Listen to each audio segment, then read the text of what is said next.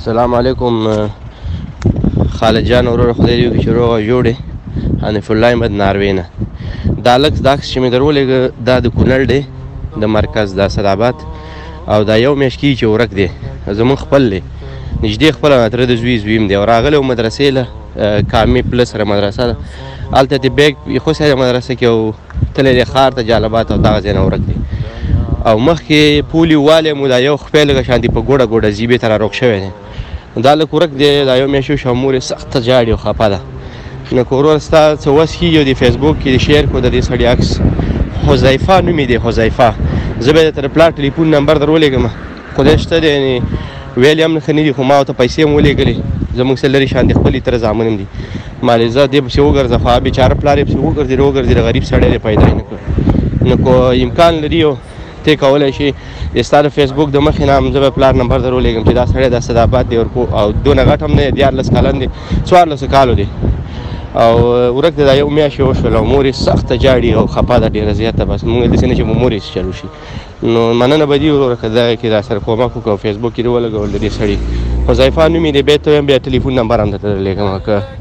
که داسې امکان لري چې د ستا فیسبوک دغه فیسبوک په پاڼه کې دغه کې د دې هلک دغه ولګي نو دا به ډېره دغه الله به الله جل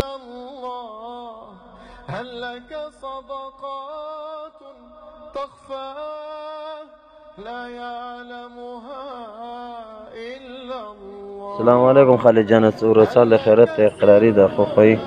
وخت ساعت شپې ورځې وروره دغه هلک چې کوم تصویر تا شیر کړی دی حذیفه په نوم باندې دی دا ورور تقریبا 2 میاشتې کېږي زما په کابل ارزان قیمت کې هوټل دی وروره دا هلته کار کوو راغلی و چې زه دغسې دغه یم مدرسې مې ویل ده او له کور مشکلاتونو د مجبورۍ راغلی یم ته کار روزګار ته او و چې دا ستا دغه یو بل ملګري سره مې ورور هغه مې چې وکته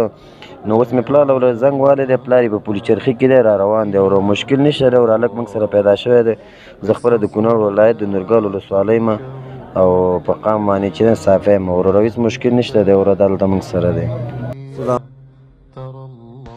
السلام علیکم خالد جان خدای دې وکړي چې روغ او جوړ یې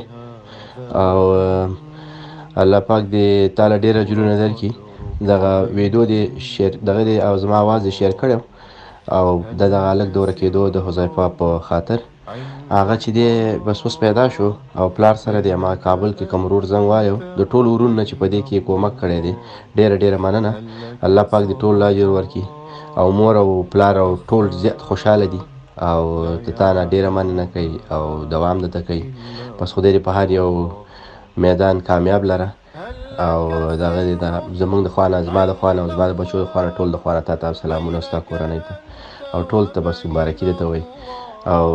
دی هم ډېر زیات خوشحاله دی هغه هلک راغی خپل کور ته بس زمونږ او ستا زما او ستا دا وس کېده چې بس دغه کار هم کړی دی او ټول برکت ستا او د دې نورو ورونو چې دا کار یې کړی دی هغه ورور نه چې کابل کې زنګ والی و د هغې پلار ته د هغې نه هم ډېره مننه ښه وخت درته غواړم الله هم کامیاب لرئ د الله په امان السلام علیکم وروره سال د خیرت اقراري د وروره دغه چې پلار یې م رالی او ترې و هغه م رالی یو 2 کسه سره نور م وروره او هغه مو ورته وروره وسپاره او ستاسو یو جهان مننه وروره چې تاسو دا ویډیو شیر کړله او موږ هم ولیدله وروره کور ودان او والا وروره دغه فیسبوک او دغه نن سبا وروره ډېره اساني پیدا کړله که نه موږ ته څه خبرېدلو دی خو دا 2 میاشتې کېږي چې دی ما سره کار کوو دلته ما سره په کابل ارزان قیمت چارېدو ته وایي هغې کې وروره و پلار یې م رالی او یو ترې و چې هملته داخل د قومندانۍ د چغسری کې چې دی امام دی زما په خیال ماته یې ویل نمبر راته راکړه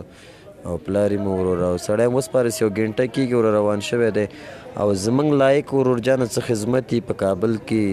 په هر ځای کې نو موږ ته ورور غږ کولی شي لکه په حیثیت د یو ورور نو موږ د خدمت کې ورور جانه او